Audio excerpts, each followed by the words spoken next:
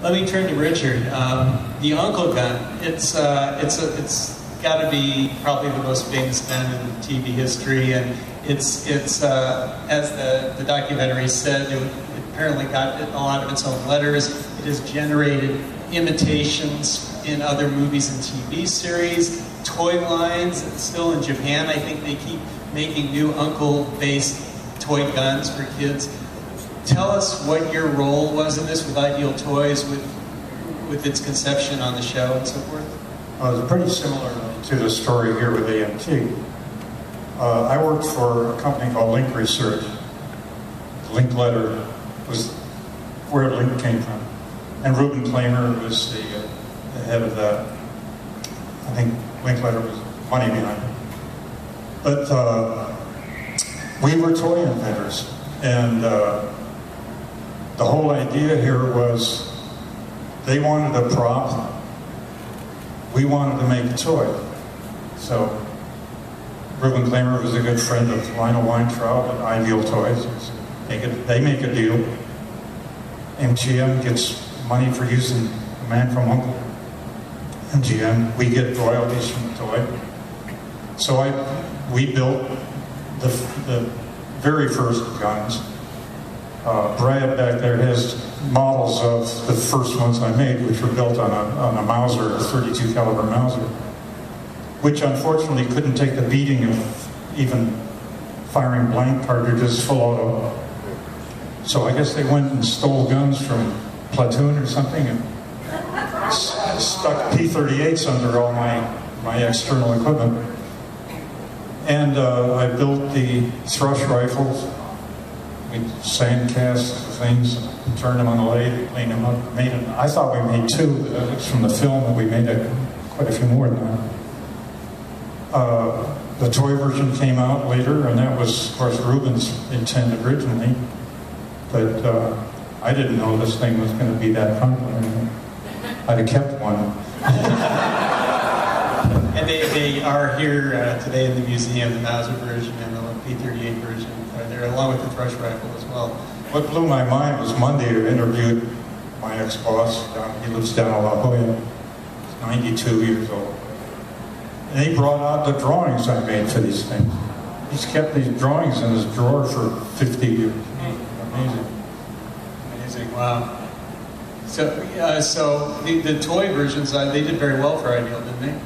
And I had little to do with those, really. You can tell by looking at the appearance of the toy, it had nothing to do with either the P-38 or the Mauser. I think Ideal had something tool they were going to make a toy gun, and this speed the process up. Let's use this one, put the other stuff on it. I did invent the cap firing magazine. They stuck that into it. That's impressive. That's great. Let me ask you guys, the props. I had the opportunity to spend some time with Arnold Good, who is one of the main prop masters on Man From U.N.C.L.E, and he's very kind and told me a lot of stories. And he mentioned, I think this has been reported before in the books and so on, that he told me that there was very little description in the scripts that the writers wrote about any of the gadgets that were in the show. It was very brief, and it was just basically thrown their way, and they had to just come up with it extremely quickly. Could you comment on that? Oh, absolutely true. Sam Rolfe didn't know one end of a gun from another.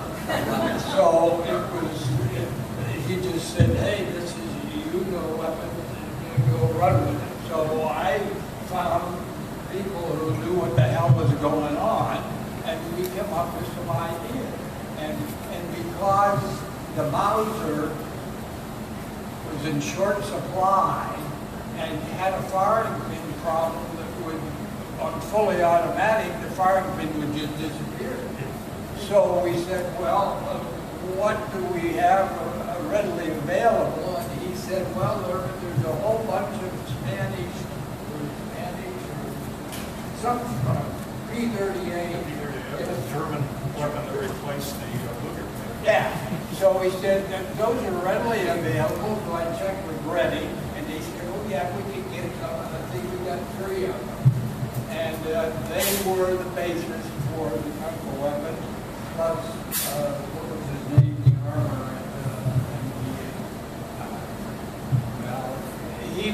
involved in certain aspects of Zamora.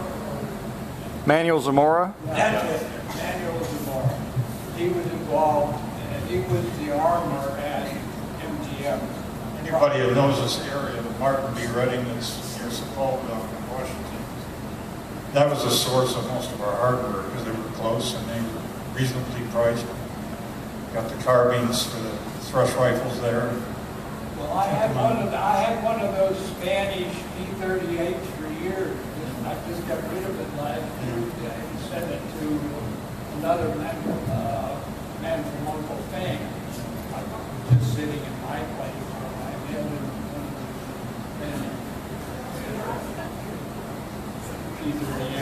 P-38. Apart from the guns, there's so many other gadgets in the show, and some of the most popular ones were the communicators, the pen and the cigarette case. Now, I remember Arnold saying that they just would take a block of wood, some dials and things, and glue and paint, and throw some of these things together because they didn't have much time. Isn't that true? That's true. Yeah. I was amazed because when I was interviewing Ruben Monday, he showed me a whole bunch of sketches I made I forgot all about. All the communicators, the pen and things like that. They wanted sketches of ideas for what some of these things could look like. I didn't remember making these drawings with my names on the bottom. Well, that's true. The ideas had to come from somewhere, and Sam would always say, "Well, that's your department. Go run with it." And I said, "Well, I run right to him." And Murdoch would be involved. Bob would say, "Well, we don't want it too bulky because we have to make replicas of it and blah, blah, blah, blah." So they worked together. It was a team effort, but somebody had to do the hard work. It's remarkable that things that were thrown together that quickly became so iconic. Well, yeah, Murdoch was that kind of prop man. You'd say, "Well, we need such and such." And 20 minutes later, you come back to my office with an old cigarette package with things painted on it.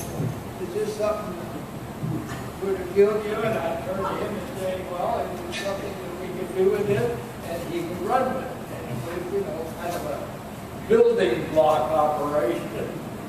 It's great stuff. I'd like to open this up to the audience. Are there any questions here from anybody for these gentlemen? Anybody? Is that a question? The hat? The hat. Okay. I understand during the negotiations with Chrysler to get a car for the Man From U.N.C.L.E, they were considering an early model turbine, gas turbine car that could run on like peanut oil or club soda or anything like that. That would have been cool, futuristic for the Man From U.N.C.L. Yeah, Chrysler had the turbine out. Chrysler had the turbine out, and they made 50 cars, and they gave them out to people to drive for a year or 6 months or something. And it was very effective, and it was a nice car, and it was considered. But again, Chrysler, George, and his people said, we can't use a Chrysler, we can't use a Dodge or a Volkswagen. This is the Man From U.N.C.L E. Well, and they had Chevy was one of our sponsors, so we had to be very careful what kind of automobile we were using because we had one of the major ads was Chevrolet. So you had those